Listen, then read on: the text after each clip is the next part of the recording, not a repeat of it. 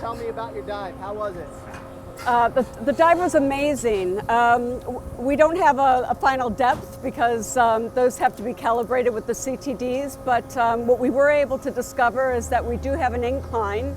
We were able to see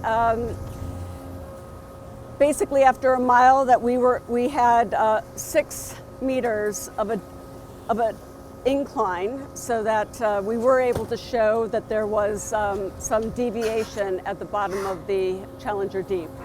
So it is not one level at the bottom, and that was part of the surveying that we were undertaking. Did it physically look like what you expected it to look like? Well, it looks like a sandy bottom to the average, man or woman. So you're not going to see,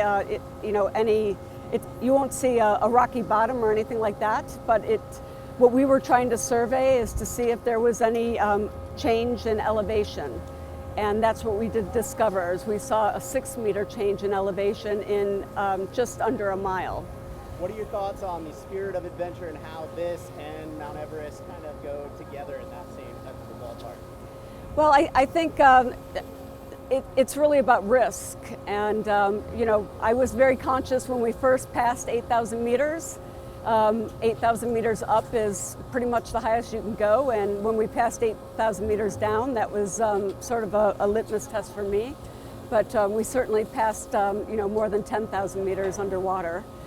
10,900 meters, and we'll calibrate the final measurement later. So it was really exciting because nobody's ever been deep for that long. I was down there for 3 hours, and going that mile to see that change in elevation was important because that was part of the survey work that we were undertaking today. So that felt really good. Perfect. And last question, why do you think it's important for people to try to do things like this, things that haven't been done before? Well, I think you always have to get outside of your comfort zone. For me, it's calling attention to the oceans.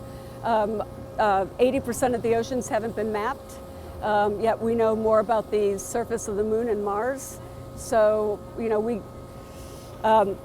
there's so much of our life that depends on the oceans. Our livelihood depends on water. 71% of the planet is based on oceans. 60% of our body is made up of water. So, we should be putting more of our attention and time, I think, into the oceans. So you'll see more of this, not less of it. And it's a perfect dovetail into the climate agenda, which if it wasn't for COVID-19 would have been stronger this year.